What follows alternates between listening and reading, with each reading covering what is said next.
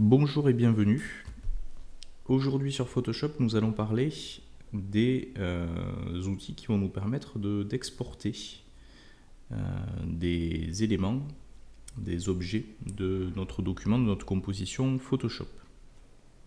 Donc là, vous voyez sur ce document PSD, ce document Photoshop, j'ai plusieurs éléments graphiques qui ont été disposés. J'ai bien entendu pas envie d'exporter la totalité de l'image, je veux pouvoir découper chaque élément de manière à obtenir une image individuelle que je pourrais utiliser derrière en tant que soit image de contenu, soit image d'arrière-plan en CSS.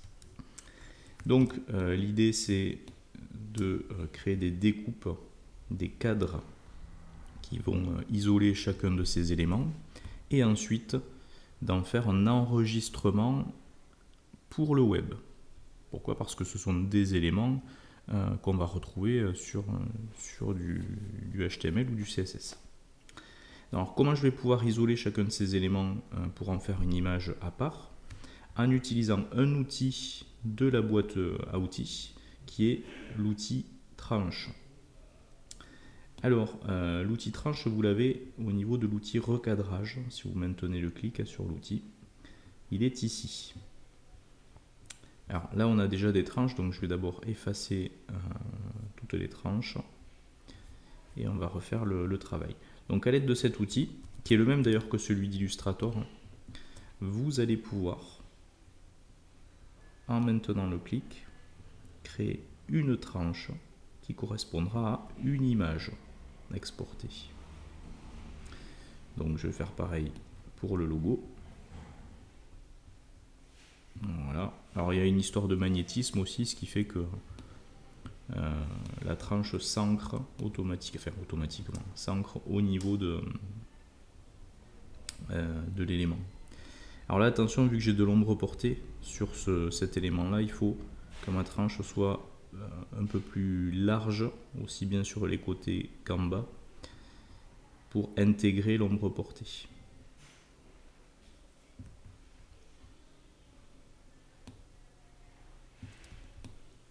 Voilà le principe, et vous faites la même chose pour chaque élément que vous voulez isoler, exporter sous forme d'image à part.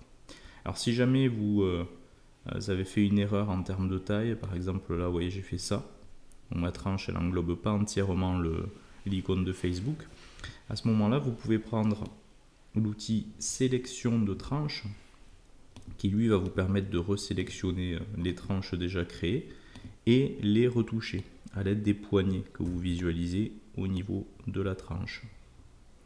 Et à ce moment là vous recalez votre tranche au niveau de l'objet. Vous pouvez même toujours avec cet outil là, en maintenant la touche Alt et en déplaçant la tranche, déplacer en réalité la copie de la tranche. Donc vous faites une copie identique que potentiellement vous retravaillez derrière. Donc voilà, il faudrait que je fasse ça pour l'ensemble des éléments qu'on peut vouloir exporter en tout cas de ce document là. Et alors après ce qui va être important aussi c'est définir quel est le format que l'on va utiliser pour cet export.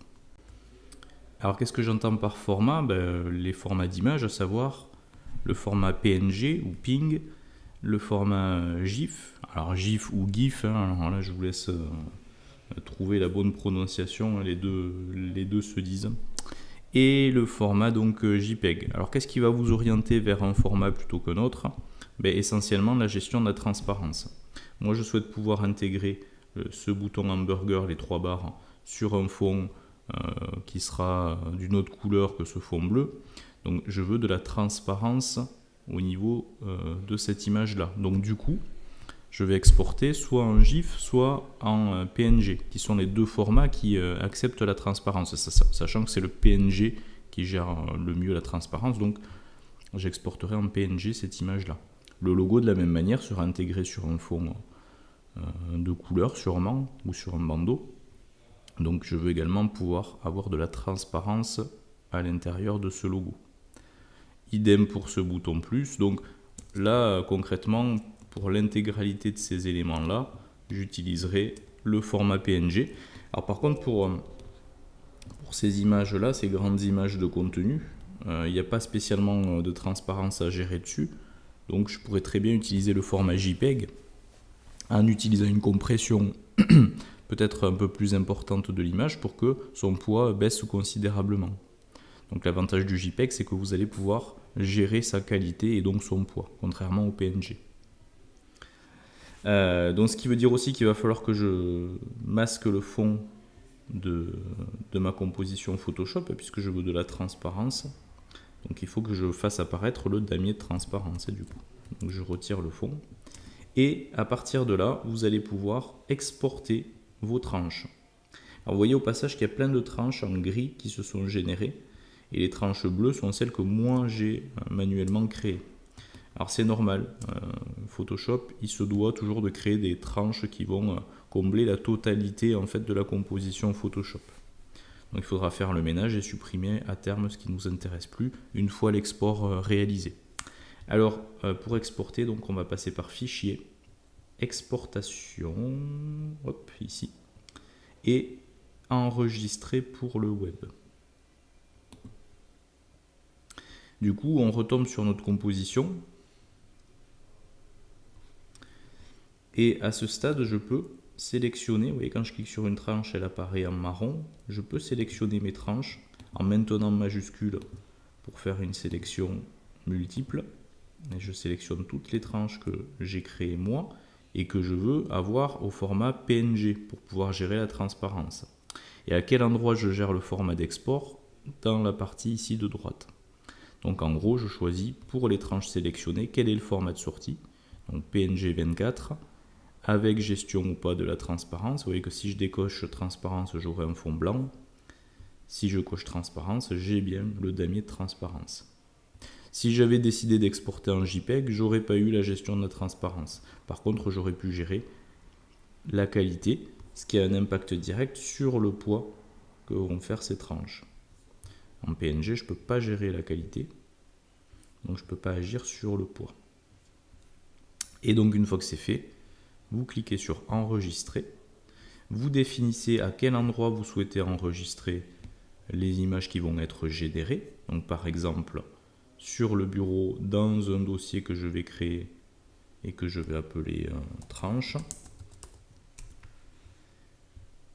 J'enregistre là-dedans, le travail se fait. Et donc en allant sur le bureau dans le dossier tranche, je vois qu'un dossier image au pluriel a été créé et généré par Photoshop et ce dossier image contient l'intégralité des tranches du document. Donc là à ce stade, ce qu'il faut que je fasse, c'est que je supprime ce qui ne m'intéresse pas. Donc toutes les tranches parasites, on va dire.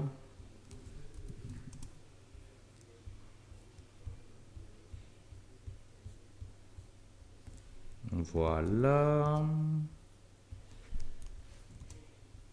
Là, c'est pareil. Ça, c'est quoi ça? Ça aussi. Donc voilà, j'ai le logo, le menu hamburger, les icônes de Twitter, Facebook, le plus et les deux autres plus. Et ensuite, je renomme les tranches. Logo. Twitter.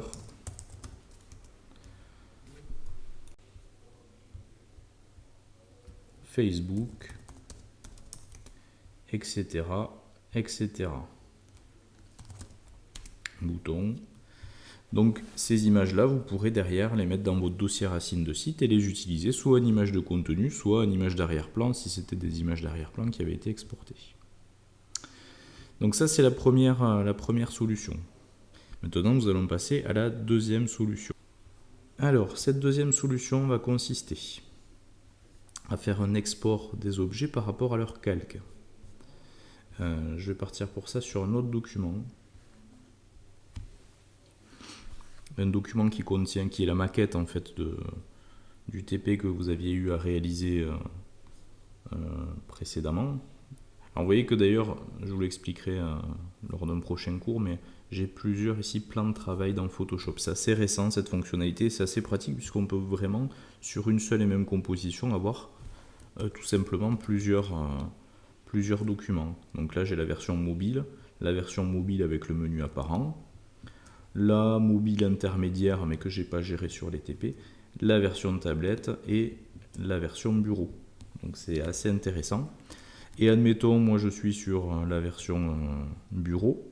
Alors dans les calques, les plans de travail, ils apparaissent hop, en amont de tout. Vous voyez, c'est comme si c'était des dossiers en fait, des plans de travail. Donc je vais dans mon plan de travail bureau. Alors vous voyez aussi des repères. Hein. Je suis parti sur une grille de 12 colonnes. Hein. Je vous expliquerai aussi comment faire. Donc je vais à l'intérieur. J'ai quand même pensé à catégoriser un minimum les choses en créant des dossiers. Par exemple le dossier recherche qui correspond à un ensemble de calques qui me permettent d'avoir cette zone de recherche. D'ailleurs regardez, si je masque, je n'ai plus la zone de recherche. Donc dans ce dossier recherche, grossièrement j'ai quoi? J'ai ce qui correspond à la loupe, me semble-t-il. Voilà, je ne vais pas renommer le calque, j'aurais dû. J'ai le texte recherché, j'ai le rectangle arrondi du fond, d'accord. Donc j'ai 3 calques dans ce dossier recherche. Ben, si je veux exporter l'image sous forme d'image, ce qui correspond à ce dossier recherche, c'est tout bête maintenant parce que c'est assez récent. Hein. Vous faites un clic droit sur le dossier et vous choisissez exporter sous. Et là vous allez avoir une fenêtre qui ressemble, allez, presque trait pour trait à ce qu'on avait quand on exportait pour le web. Donc vous allez retrouver votre partie recherche ici, dans votre dossier recherche, donc les calques de votre dossier recherche. Vous allez pouvoir définir le dossier de sortie, le format de sortie. Je vais le laisser en PNG avec transparence. Vous faites exporter en bas. Vous ne le voyez pas très bien. Vous dites à quel endroit vous exportez. Là, je vais le remettre dans le dossier précédent, tranche. Vous enregistrez. Et résultat, dans le dossier tranche, j'ai bien maintenant sous forme d'image PNG ma zone de recherche. Alors bien sûr, on ne voit pas bien ce que c'est. Bon, vous le voyez mieux sur l'aperçu ici. Voilà. Donc voilà, un clic droit sur les calques. Alors je l'ai fait sur un dossier, ça aurait pu être sur un calque. Hein. J'aurais pu faire un clic droit sur ce calque et de la même manière l'exporter. Voilà, c'est peut-être une manière un peu plus rapide quand vous avez une maquette, en tout cas de fait, d'exporter les choses. Parce qu'autrement, là ce que j'avais fait, c'est reprendre chacun de mes éléments et les mettre sur un document à part pour pas être gêné et pouvoir créer les tranches sans qu'il y ait de superposition d'éléments graphiques. Donc c'est sûr que ça faisait une étape supplémentaire. Voilà. Donc là c'est peut-être plus simple maintenant de faire un clic droit et d'exporter. Donc voilà pour le petit cours sur les enregistrements pour le web et les exports et donc l'outil tranche. Et on se retrouve très bientôt pour un nouveau cours.